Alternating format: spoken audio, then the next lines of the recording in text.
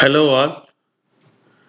Today we are going to discuss the topic of arrays.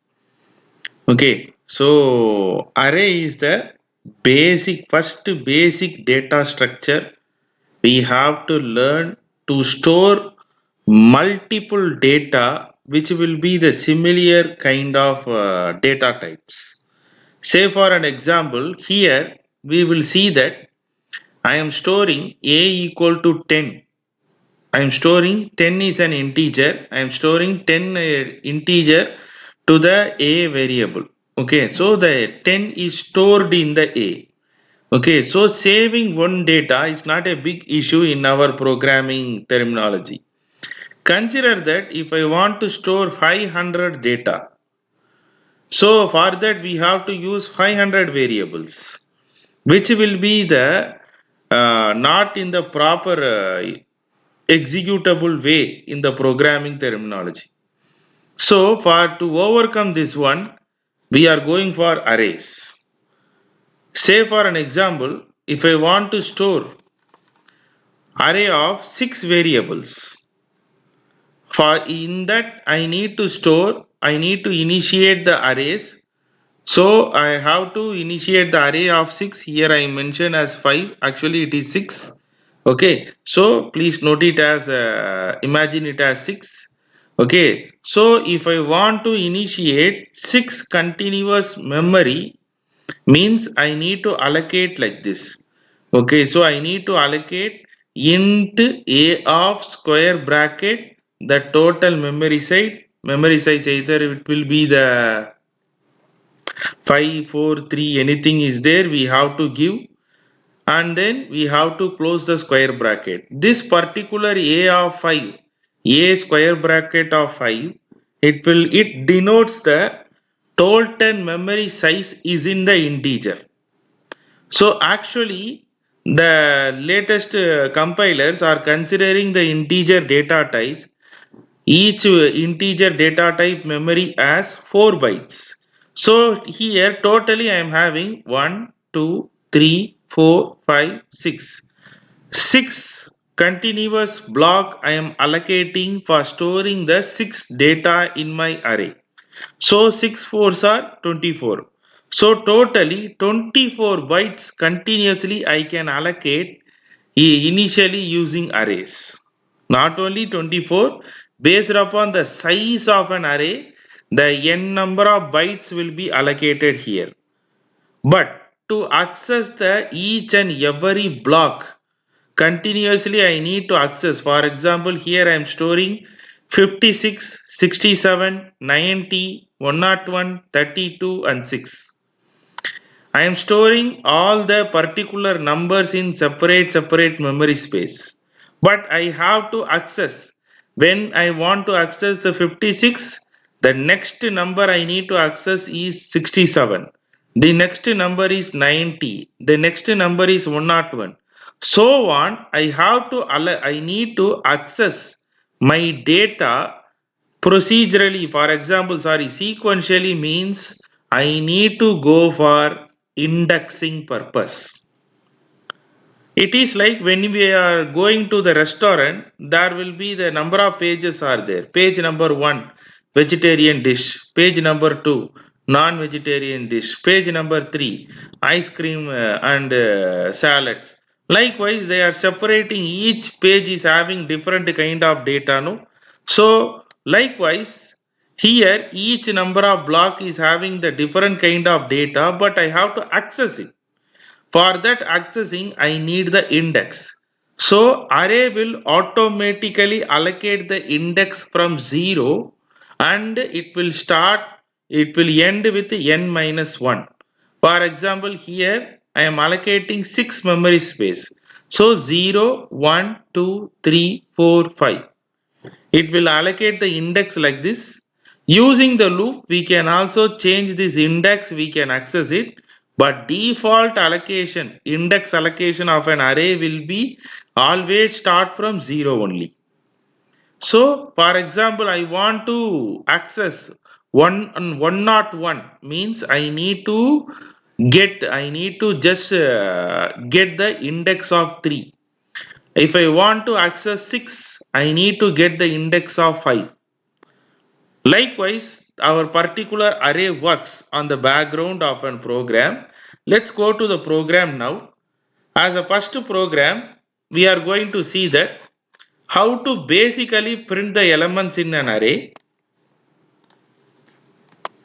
Here, I have just initialized numbers of 5.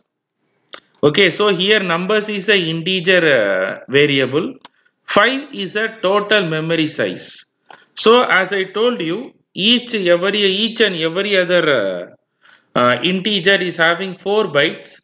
Here I am allocating 5 memory space. So 5 memory space. So each and every particular space is will allocate 4 bytes. So totally here I am allocating 20 bytes. So totally 20 bytes of memory will be allocated at one stretch using this array, and using the square bracket we have to use for allocating the total memories. Here we can consider this technically, we can consider this as a size of an array. So I can store maximum from 0 to n minus 1. That means 0 to 4. So in the number of 0, I can store, here I am storing 10. In the number of 1, I am storing 20. In the number of 2, I am storing 30. In the number of 3, I am storing 40. In the number of 4, I am storing 50. So on each and every index, I am storing separately every other values.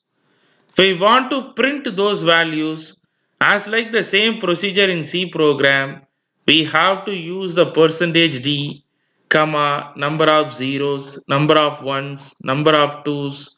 Okay, we need to access the each and every particular values using their index. That means number of 2 means it will go into print 30. Number of 3 means it will going to print 40. Number of 4 means it will going to print 50. Okay, let's execute this program first.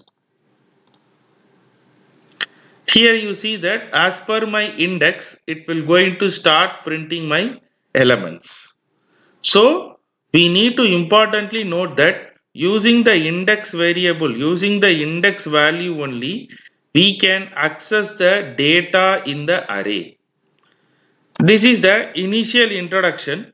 Okay, so we are going to move on to the next level. That means here just for 5 elements it will be okay.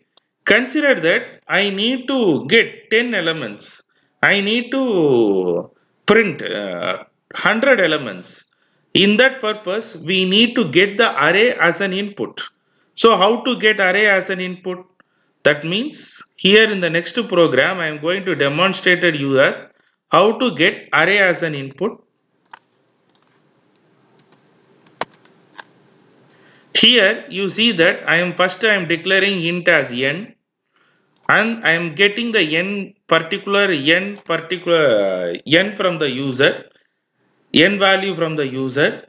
Then I am printing, I am just declaring the numbers variable, and then I am using the n here. So what is exactly n? For example, here if I am giving n as 60, automatically here 60 memory space will be allocated. If I give n as 600, automatically array will be allocated 600 memory space. So based upon my n value, I will allocate my particular array. In the next step, I am going to get this particular, for example, n number of array elements from the user. How to do that? To get the n number of elements from the user, we have to use scanf. But we need to repeat that n number of times. Something has to be repeated in the particular program means we need to use the for loop. For example, here first I is equal to 0 and 0 lesser than 1 condition satisfied. So it will first number of 0. That means the particular execution ready to execute the 0th index element, and it I will be incremented as 1, then I will become 1, 1 lesser than n. Imagine that n will be 60, 1 is lesser than 60 means condition true. Obviously I will get the next number of 1, that means 0th index. After that, first index element I will get from the user. This is what it will going to run up to n number of times. Then, as usual, as the same procedure, I am using printf to print the number of arrays in a particular execution screen. Let's see. Here I have to declare here because my version is different here also.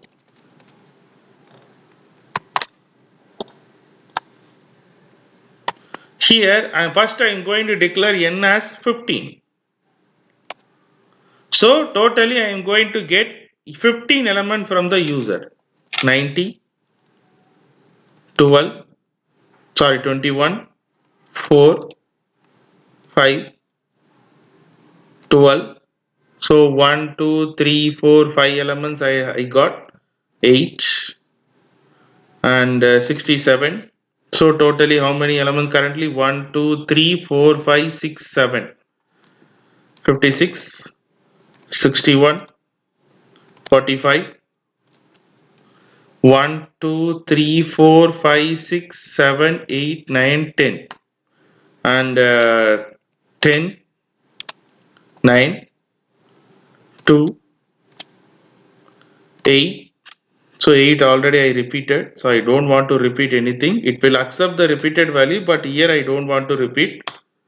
So 19 and then 16. Here I am getting 15 element from the user. So totally how much memory space will be allocated? 15 multiplied by 4 bytes. Totally 60 bytes will be allocated. In this 60 bytes continuously I am saving the 15 amount of data in integer. This is how array will work for the numbers. But when we are going for this kind of values, for example, when I have the chance to store continuous data like this in an array, I have to use it for character also. For the character, we have to use two-dimensional array in the different way. Okay, so we are going to see the next example that how to display the number of characters in an array. Let's go to the next example.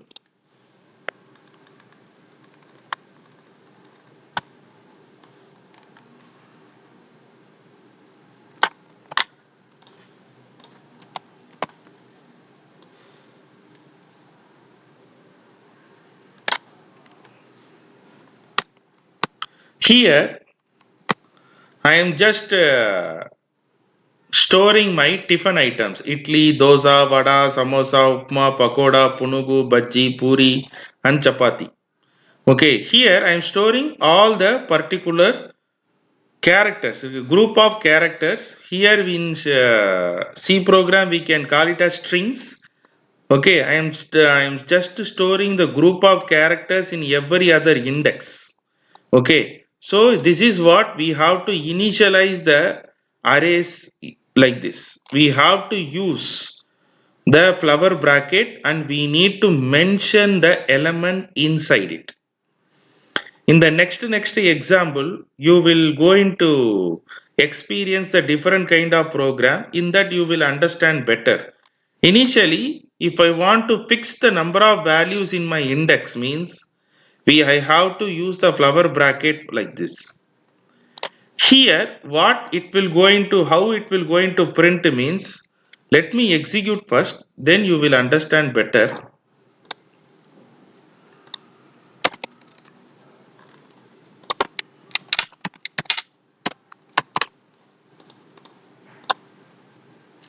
Here you see that 1 means idli, 2 means dosa, 3 means vada, 4 means samosa, 5 means upma.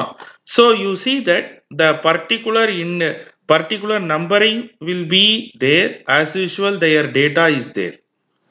For this purpose only, I am using the two-dimensional array type for the characters. I need to store Italy in the 0th index. I need to store dosa in the first index. I need to store vada in the second index. But I have to display I plus 1. I am starting from 0. As I told, array always initiated with 0. I need to display 10 tiffin items here. So I need to just going to display 10 index data. So on each and every index, one item is stored here. Okay, so as a before example, we have seen that how to store one integer value in an array. Here we have seen that how to store one particular strings in an array. Okay, here what I am doing is I am printing I plus 1. Obviously 0 plus 1 will print the number 1. 1 plus 1 will print number 2. T of I, that means 0 plus 1. Actually I of 0 will be idli. I of 1 will be dosa. I of 2 will be vada. Likewise, my for loop iterates until it reaches the 10, that means 0 to n minus 1, 0 to 9. It will going to iterate 10 times to display my 10 tiffin items here. Because to deal with the characters in an array is very important, because there are different kind of example we are going to see to manipulate the characters in an array, as well as to manipulate the numbers in an array. Thank you.